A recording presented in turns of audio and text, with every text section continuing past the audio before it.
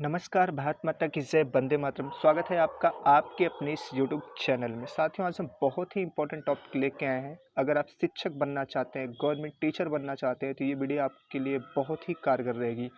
Topic है gene पियाजे का संज्ञानात्मक विकास का सिद्धांत। ये बहुत ही इंपॉर्टेंट टॉपिक है। ठीक है साथियों, तो सबसे पहले हम लोग संज्ञान संज्ञान क्या होता है इसका मतलब जानते हैं। संज्ञान शब्द का अर्थ होता है जानना या समझना।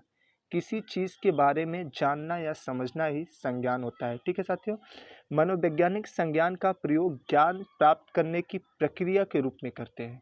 जो साइकोलॉजिस्ट होते हैं वो क्या करते हैं, संज्ञान का प्रयोग ज्ञान प्राप्त करने की प्रक्रिया के रूप में करते हैं, जिसमें ध्यान, स्मरण, निर्णय लेना, समस्या का हल करना आदि चीज़ें शामिल रहती हैं।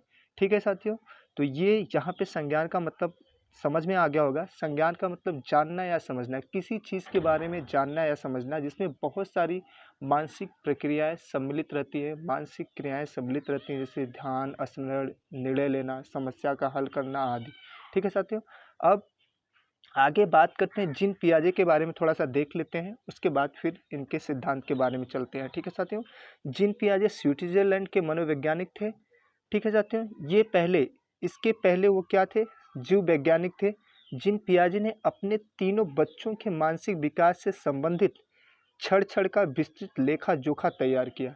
इनके 3 बच्चे थे और तीनों के मानसिक मानसिक विकास से संबंधित क्षण क्षण का लेखा जोखा इन्होंने तैयार किया साथियों, और जो बाद में उनका संज्ञानात्मक विकास का सिद्धांत बना। ठीक है साथियों, पियाजे ने संज्ञानात्मक विकास की 4 प्रमुख अवस्थाओं में बांटा है। आगे देखते हैं ये 4 अवस्थाएं क्या होती है। ठीक है साथियों, देखते हैं। पहली अवस्था है संवेदी पेशी अवस्था। ठीक है साथियों, इसका समय क्या है, 0 से लेकर 2 वर्ष तक ये संवेदी पेशी अवस्था होती है।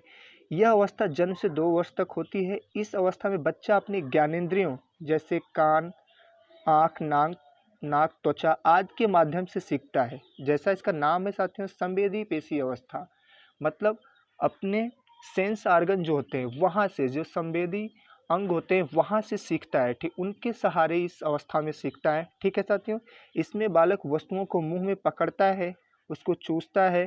ठीक है, शिशु वस्तुओं को उलटता पलटता आदि ऐसी क्रियाएं करता है। आगे इसमें देखते हैं साथियों,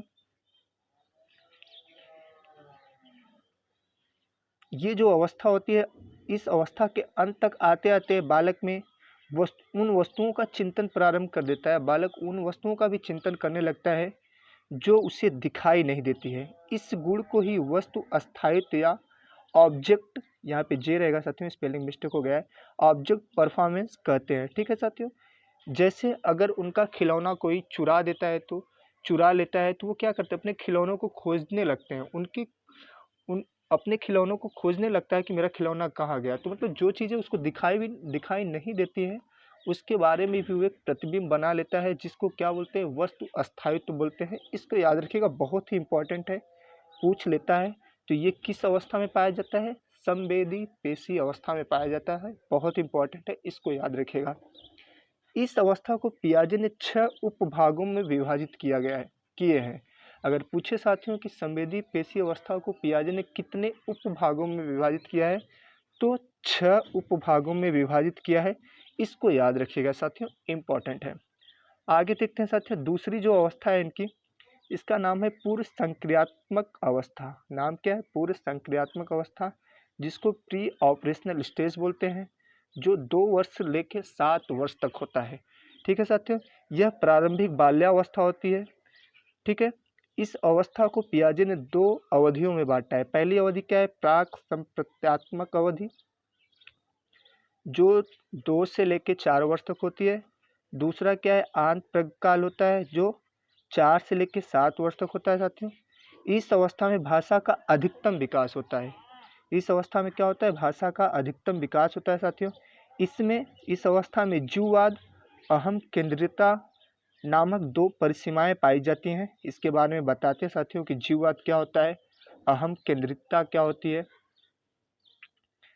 जीववाद साथियों, ये बहुत ही इंपॉर्टेंट है। जीववाद अक्सर पूछ लेता है एग्जाम में, जीववाद। ठीक है साथियों, इसमें क्या होता है, बालक निर्जीव चीज़ों को सजीव चीज़ें समझने लगता है। जैसे घुमड़ते बादल, फैन आदि। ठीक है साथियों, तो जीववाद में क्या होता है, निर्जीव चीज़ों को सजीव समझने लगता है। ठीक है, उसको ये समझ नहीं आता कि ये चीज़ें क्या है, निर्जीव हैं कि सजीव हैं। वो निर्जीव चीज़ भी है तो उसको सजीव समझने लगता है। दूसरा क्या है, अहम केंद्रीयता। इसमें बच्चा केवल अपने विचारों को सही मानता है, उसको लगता है जो वो कर रहा है वही सही है। ठीक है, बस अपने विचारों को सही मानता है। तीसरा है साथियों, इसमें अपलटावी गुण। ठीक है साथियों, इस अवस्था में अपलटावी गुण पाया जाता है। ठीक है, जैसे इस अवस्था में बच्चे संख्याओं, वस्तुओं, समस्या आदि का उलटना पलटना नहीं सीखते साथियों। जैसे उनसे पूछा जाए कि, जैसे उनको बता दिया जाए कि 4+2 बराबर, वो कर लेंगे 6। ठीक है साथियों, लेकिन यही चीज़ अगर 2+4 कैसे होगा या क्या होगा, वो कंफ्यूज हो जाते हैं, उनको नहीं समझ में आता। इसी को बोलते हैं अपलटावी गुण। तो इस अवस्था में अपलटावी गुण पाया जाता है। वो संख्याओं को पलटने पे उनको कन्फ्यूजन हो जाता है, वो हल नहीं कर पाते हैं। ठीक है, इसमें साथियों मुद्रा संप्रत्यय, दूरी, भार, ऊंचाई आदि के संप्रत्यय की भी कमी रहती है। जैसे अगर बच्चे को 2000 का नोट दे दिया जाए और कुछ सिक्के दिया जाए तो बच्चे क्या करेगा, बच्चा पहले सिक्कों को ले लेगा। उसके अंदर मुद्रा संप्रत्यय का विकास नहीं होता। उसको ये नहीं पता है कि 2000 की नोट जो है उसकी वैल्यू ज़्यादा है, वो पहले सिक्कों को ले लेगा। ठीक है, और इसी प्रकार उसको दूरी के संप्रत्यय का भी उसके अंदर विकास नहीं होता है, भार का भी नहीं रहता है, ऊंचाई का भी नहीं रहता है। ठीक है, आगे देखते हैं साथियों। आगे तीसरी अवस्था है इनकी मूर्त संक्रियात्मक अवस्था है। कौन सी अवस्था है, मूर्त संक्रियात्मक अवस्था, जिसको बोलते हैं कंक्रीट ऑपरेशनल स्टेज। ठीक है, ये कितना इसका समय है साथियों, 7 से लेकर 11 वर्ष तक। इस अवस्था में बालक मूर्त वस्तुओं के आधार पर मानसिक संक्रियाएं करके समस्या का समाधान करता है। इसमें गुणा, जोड़, घटाना, भाग, लंबाई, चौड़ाई, ऊंचाई, माप तौल के साथ पलटावी गुण समझने लगता है। जैसे साथियों इसमें 2+2 कितना होता है, 4। ठीक है साथियों, और 4 में 2 का भाग देंगे भी तो क्या होगा, 2 होगा। और इसको और ढंग से समझ सकते हैं, जैसे 4+6 10 होता है साथियों।